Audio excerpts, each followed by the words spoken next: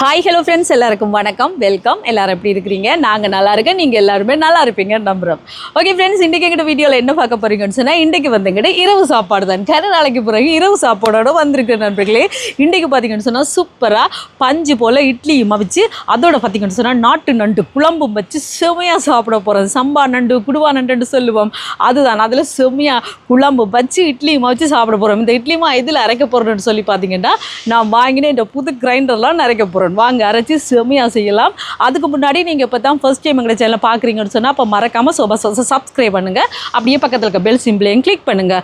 அதே நேரம் உங்கள் யாருக்கெல்லாம் சோபா சாஸில் இருக்கிற கூனி சம்பல், மாசி சம்பல், நெத்தலி சம்பல், கறித்தூள், முட்டமா, அரைச்ச கறித்தூள், கோப்பித்தூள், சரக்குத்தூள், உளுத்தமா இதெல்லாம் தேவையோ மறக்காமல் நாங்கள் ஸ்க்ரீனில் தர நம்பருக்கு வாட்ஸ்அப் பண்ணுங்கள். சரியா? இப்போ வாங்க கடை ரெண்டு வேலையை செய்யலாம். இட்லிக்கு வந்து அரிசியும் உளுந்து ஊற வைக்க போகிறேன். இதில் இட்லியும் வைக்கலாம், தோசையும் சுடலாம். வாங்க. இது பாருங்க, உதயம் இட்லி ரைஸ். இது வந்து சரவணா ஸ்டோர்லாம் நான் வாங்கினான். இட்லி அரிசி 2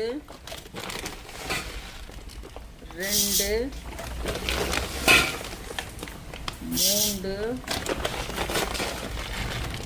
4. இந்த டம்ளரால் 4 டம்ளர் இட்லி அரிசி எடுத்துருக்கிறேன். உளுந்து எடுக்க போகிறேன். அதே டம்ளரால் 1 டம்ளர் உளுந்து எடுக்கிறேன். நீங்கள் எந்த அளவுகள் எடுக்கிறீங்களோ, இப்போ நான் இந்த டம்ளரால் எடுத்திருக்கேன். நீங்கள் வேறு ஏதாவது சின்ன அளவால் எடுத்தாலும் 4 டம்ளர் அரிசி என்றா 1 டம்ளர் உளுந்து, அந்த மாதிரி.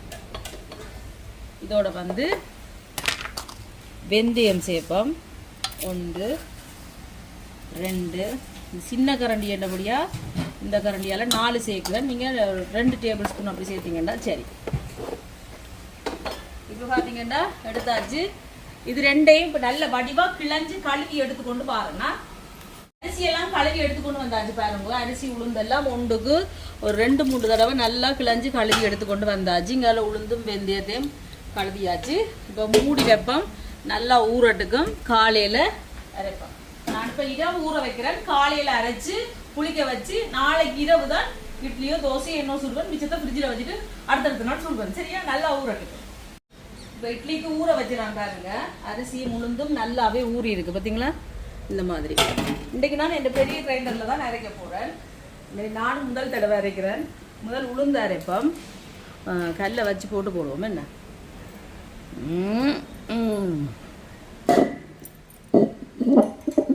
ஓகே.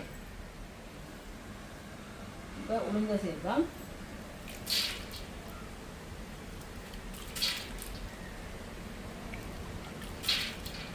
உளுந்த போட்டாச்சு. இப்போ அரைக்க போடுவோம். அரைச்சி மிஷினை போட்டு விட்டோம்னா தண்ணி வந்து நான் இந்த உளுந்து ஊற வச்ச தண்ணியை தான் விடுவேன். கணக்க விட போகிறதில்ல, பார்த்து தான்.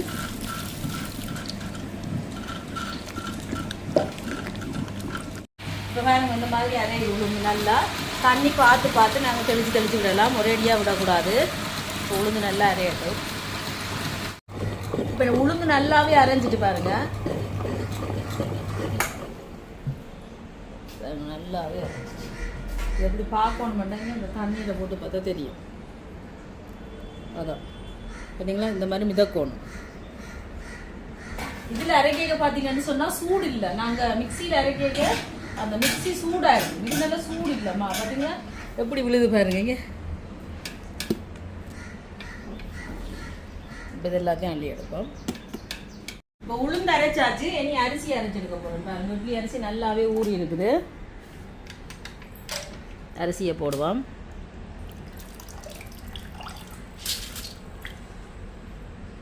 தண்ணியை ஒரேடியாக விடக்கூடாது, தெளித்து விட்டு தான் அரைக்கணும். அரிசியையும் போட்டாச்சு. தண்ணி கணக்கு சேர்க்கக்கூடாது. ஏற்கனவே அரிசியிலேயும் தண்ணி ஊற்றுல நிற்கிது. இது அரிசி ஊற வச்ச தண்ணியை தான் விட்டு நான் அரைக்கிறேன். உளுந்து ஊற வச்ச அரிசியையும் அரிசி ஊற வச்ச தண்ணியை மாரி போட்டு விட்டோம்னா அது பாட்டுக்கு அப்படியே அரைக்கும். பார்த்தீங்களா?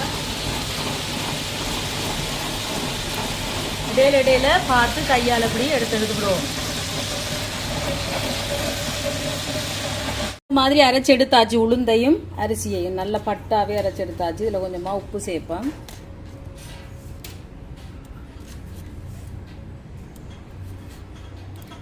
சேர்த்துட்டு கையாலேயே கலந்து விடுவோம் நல்லா. பார்த்தீங்களா உளுந்து எப்படி அரைப்பட்டிருக்கண்டு. அப்படியே நல்லா கையால் கலந்து விடுவோம். நல்லா கலந்து விட்டாச்சு. இதை வந்து மூடி வைப்போம். மூடி வச்சு நல்லா புளிக்கட்டுக்கு மெந்திரவுக்கு சுடலாமா. இப்போ பாருங்க, அரைச்சி வச்ச இட்லியுமா ஊற்ற போதிரியா பயமாக கிடக்கு. ஓ மை காட், பார்த்தீங்களா நண்பர்களே எப்படி பொங்கி வந்திருக்கண்டு. ஓ ஓ ஊற்ற போகுது. இங்கே அள்ளி இந்த பக்கெட்டில் போடுவோம். ஊற்றக்கூடாது. பார்த்தீங்களா எப்படி பொங்கி வந்திருக்கண்டு.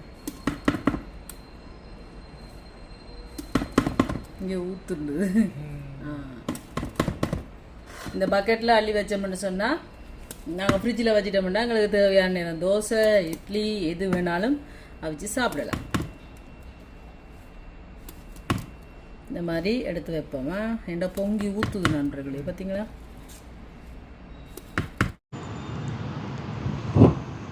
இப்போ குழம்ப வைப்போம். சட்டியை வைப்போம். சட்டி சூடாட்டும்.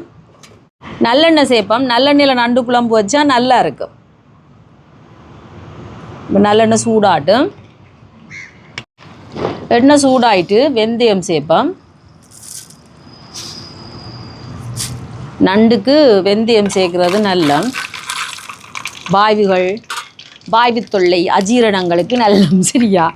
இதில் வந்து கருவேப்பிலை, நிறைய உள்ளி போடணும். பார்த்தீங்களா, இந்த மாதிரி சின்ன வெங்காயம். இப்போ இதெல்லாம் கட்டுக்கு நல்லா. செத்தல் மிளகாய் சேர்ப்போம். ஏன்டா பச்சை மிளகாய் இல்லை, அதால் செத்தல் மிளகாய் சேர்க்குறேன். பச்சை மிளகாய் சரியான விலையாக இருக்கிறான்றே இந்த புயல் வந்தால் பிறகு. அதில் போங்கடா கூட பச்சை மிளகாய் கூட ஒன்றும் வேடாண்டு செத்தல் மிளகாய்க்கு வந்துட்டோம். நல்லா கட்டுக்கும். காற்றுக்கு பறக்குது பாருங்க நெருப்பு. இப்போ பாருங்க, தக்காளி பழம் வதங்கிட்டு, தக்காளி பழமா வெங்காயம் வதங்கிட்டு வாய் குளருது நண்பர்களே. இப்போ தக்காளி பழத்தை சேர்ப்போம். இப்போ என் தக்காளி பழம் வதங்கட்டுக்கும். பார்த்தீங்களா இந்த கருப்பு மண் சட்டி எவ்வளோ நல்லா இருக்குண்டு. இந்த மண் சட்டியிலேயே நல்ல மண் சட்டின்னா கருப்பு மண் சட்டி தான். தெரியுமா நண்பர்களே, கிடைச்சா நீங்களும் வாங்குங்க. மண் சட்டி சாப்பாட்டுக்கு எப்போவுமே தனி சுவை தான். இப்போ பாருங்க, தக்காளி பழம் வதங்கிட்டு இனி நண்டை சேர்ப்போம். நண்டை களி வச்சுக்கணும் பாருங்க. இன்னும் ஓட்டம் தெரியுமா நண்பர்களேவே.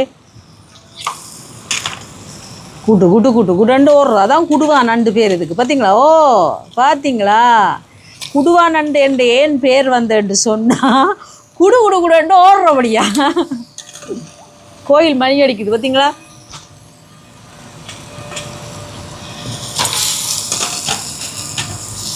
இப்போ கலந்து விடுவான். தண்ணி விட தேவையில்லை. நண்டிலே தண்ணி விட்டு அப்படியே அவிஞ்சு வரும். மூடி விடுவோம். காற்றை பார்த்தீங்களா. நண்டை பார்ப்போம். நீ பார்த்தீங்களா, நான் தண்ணியே விடையில் இப்படி தண்ணி விட்டு அப்படியே அவிஞ்சு வருது. இனி இதுக்கு வந்து குழம்புத்தூள் சேர்ப்போம்.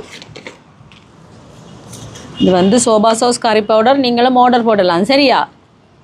எங்களோட உரைப்புக்கு தேவையான அளவு 3 கரண்ட்.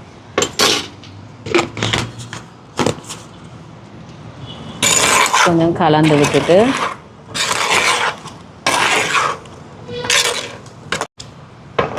இதுக்கு தேங்காய் பால் சேர்ப்போம். இது வந்து 2 ஆம்பால் 3 ஆம்பால். முதல் ஆம்பால்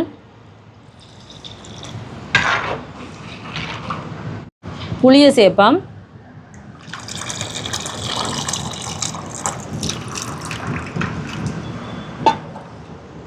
சேர்த்தாச்சு புளியை. உப்பு கொஞ்சம் சேர்ப்போம். பார்த்துட்டு சேர்க்கலாம். இப்போ கலந்து விடுவோம். குழம்பு கொதிக்காட்டுக்கும். இப்போ பாருங்கள், எங்களோட இட்லிமா எப்படி பொங்கி வந்திருக்கு. இதில் ஏற்கனவே அரைவாசி எடுத்துட்டோம் நண்பர்களே. இப்போ திருப்பி அவிக்க போகிறோமா. இதுக்கு வந்து எண்ணெய் ஸ்ப்ரே பண்ணி விடுவோம். இது நல்ல எண்ணெய். இதுக்கு லஞ்ச் ஹீட்டெல்லாம் போடக்கூடாது. இப்படி எண்ணெய் போட்டாலே வந்துடும். எடுத்து அவிஞ்சோடனே ஒரு கொஞ்சம் நேரம் வெளியில் எடுத்து வச்சோம்னா அப்படியே நல்ல வடிவாக வந்துடும். உடனே எடுக்காமல் கெட்டுப்பட்டு ஆற வச்சுட்டு எடுக்கணும் கொஞ்சம் நேரம். இப்போ இதில் தட்டை வச்சுட்டு ஊற்றுவோம். பார்த்தீங்களா எப்படி இருக்குது? இது இந்த புது கிரைண்டரில் அரைச்சது நண்பர்களே. வடை இட்லி எல்லாம் நல்லா வருது தெரியுமா, பஞ்சு போல் வருது.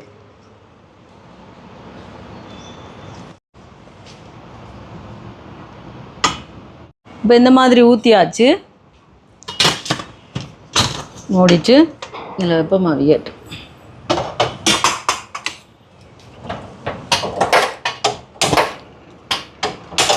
இப்போ இதில் வந்து இட்லி அவியட்டுக்கு நாங்கள் வெளியில் குழம்ப பார்ப்போம். இப்போ இட்லியை பார்ப்போம். பாருங்கெல்லாம் அப்படியே ஒன்று மண்டா போயிட்டு எடுப்போமா. எடுத்துட்டு உடனே எடுக்கக்கூடாது, அப்படியே வைக்கணும் ஆறுறதுக்கு ஒரு 5 நிமிஷம் சரி வச்சுட்டு தான் எடுக்கணும். அப்போ வடிவாக வரும். பார்த்தீங்களா?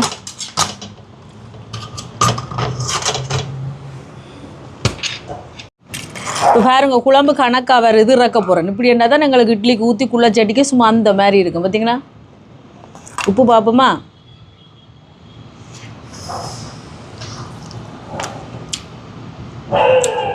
சூப்பராக இருக்குது தெரியுமா?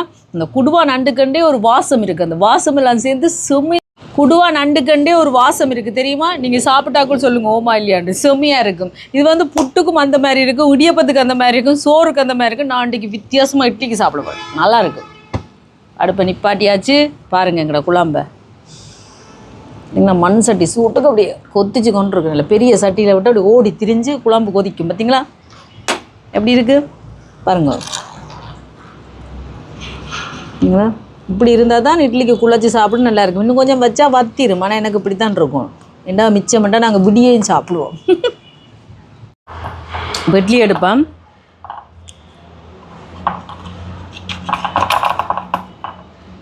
சரிங்களா எப்படி இருக்குது பாருங்க. இட்லி பஞ்சு மாதிரி இருக்குங்க. சரிங்களா சூப்பராக இருக்குது. இந்த பெரிய கிரைண்டர் இந்த சின்ன மிக்சியை விட இந்த பெரிய கிரைண்டரில் எடுக்கிறது நண்பர்களே நல்லா வருது. அரைக்கிறது இட்லி சூப்பராக வருது. இப்படியே பூ மாதிரி வருது. இதுதான் மல்லிப்பூ போல் இட்லி. சரியா? பார்த்தீங்களா எப்படி ஒட்டாமல் வருதுண்டு. இப்படி இறக்கி கொஞ்சம் நேரம் வைக்கணும். வச்சா தான் அது அப்படி ஒட்டாமல் வரும். முட்டனையை கட்டுப்பட்டு எடுத்த மண்டாலாம் பிஞ்சு தோஞ்சிடும். இப்போ வாங்க சாப்பிடலாம் நண்பர்களே. இட்லியெல்லாம் ரெடி. பாருங்கள் இட்லியை பாருங்கள் எப்படி இருக்கு. அந்த பூ போல் இட்லிங்க பாருங்கள் இப்படி மடிக்கலாம்.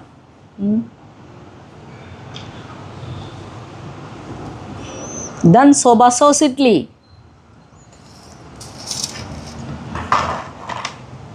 குழம்பு பார்த்தீங்களா? ஆனால் என்ன சுடும், அதுதான் பயமாக இருக்குது. குழம்பு இப்படி தாராளமாக ஊற்றணும்.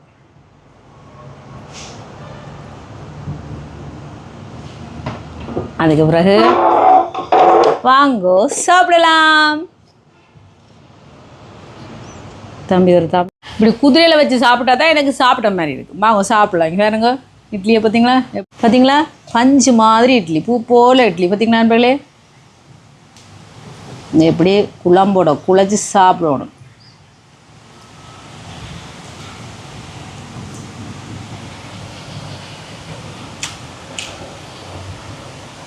சப்பியெல்லாம் சாப்பிடுது அப்படியே கரைஞ்சி கொண்டு போகுது.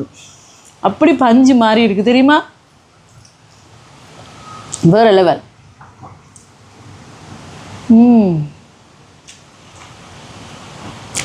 டெய்லி பார்த்தீங்கன்னா இட்லிக்கு சட்னி சாம்பார் அதுக்கெல்லாம் வச்சு சாப்பிடுவோம். ஆனால் இப்படி நண்டு குழம்பு வச்சு பாருங்க செம்மையாக இருக்கும். பாருங்க இப்படியா.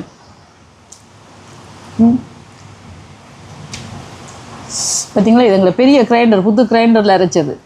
எப்படி வந்திருக்கு பார்த்தீங்களாம்மா? நண்டை பாருங்க.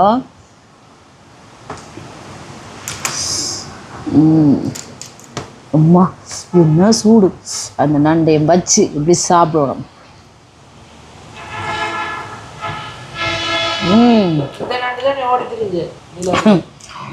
என்ன ஓட்ட சட்டியோட பாஞ்சு கீழேலாம் ஓடுது நண்பர்களே. நாங்கள் கீழே போயிட்டு வரோம், வாசலில் நிற்குது நண்டு தெரியுமா உங்களுக்கு? அப்படி ஓடி தெரியுது. ஆனால் பிடிச்சி சட்டியை போட்டு குழம்பு வச்சா சாலை சட்டி அவர்களே அந்த செம்மையாக இருக்குது தெரியுமா? அப்படியே கரைஞ்சு கொண்டு போகுது நண்பர்களே இட்லி, பூ போல இட்லி. நண்டு செமையாக இருக்குது. இஞ்சி அப்படி நண்டு அந்த ஜூஸ் எல்லாம் நல்லா இருக்கும் தெரியுமா? அப்படி நண்டு அப்படி இஞ்சி பாருங்க, இதுக்கு இவ்வளோ நண்டுக்கு இருந்து வந்தது. அதை அப்படி சாப்பிட அதில் ஒரு சுவை இருக்கு.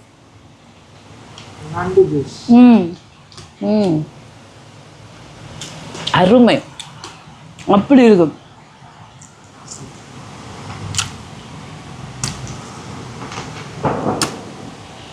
இப்படி சாப்பிடுவோம் நண்டு, அப்போ தான் நல்லா இருக்கு நண்பர்களே.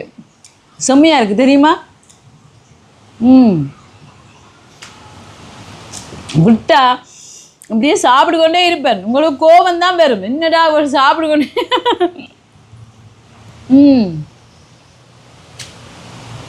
வேறு லெவலாக இருக்கு நண்பர்கள். இங்கே பாருங்க இட்லியே, பார்த்தீங்களா?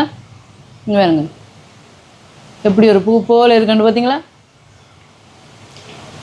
இதை உதித்திட்டு இட்லி உப்புமா செய்யவும் செம்மையாக இருக்கும். வேறு லெவல் டேஸ்ட்டாக இருக்கும் நண்பர்களே. அடி தூளாக இருக்குது. நாங்கள் சாப்பிட போகிறோம். கண்டிப்பாக நீங்கள் இட்லிக்கு வந்து இப்படி நண்டு குழம்பு வச்சு சாப்பிட்டு பாருங்க, வேறு லெவலாக இருக்கும். சட்னி சாம்பார்களை விட இந்த நண்டு குழம்பு, மட்டன் குழம்பு இதுகளெல்லாம் இட்லிக்கு வேறு லெவலாக இருக்கும். பஞ்சு போல் மெத்துன்னு இருக்குது. நாங்கள் ருசித்து சாப்பிட போகிறோம். இதே மாதிரி நீங்களும் செஞ்சு பாருங்கள். செஞ்சு பார்த்துட்டு எப்படி இருக்குன்னு சொல்லுங்கள். வீடியோ பிடிச்சிருந்தா மறக்காமல் லைக் பண்ணுங்கள், ஷேர் பண்ணுங்கள், கமெண்ட் பண்ணுங்கள், அப்படியே சப்ஸ்கிரைப் பண்ணுங்கள். சப்ஸ்கிரைப் பண்ணிவிட்டு பக்கத்தில் இருக்க பெல் சிம்பிளை கிளிக் பண்ணுங்கள். ஓகே ஃப்ரெண்ட்ஸ், நான் உங்களை இன்னொரு வீடியோவில் சந்திக்கிறேன். பைட்டா. இது வந்து இந்த பெரிய கிரைண்டரில் அரைச்சது நண்பர்களே. சின்ன கிரைண்டரோட இந்த பெரிய கிரைண்டரில் இந்த ஆட்டுக்கல் மாதிரி அதில் அரைக்கிறது உண்மைக்கும் செம்மையாக தான் இருக்குது. கண்டிப்பாக நீங்களும் ட்ரை பண்ணி பாருங்கள்.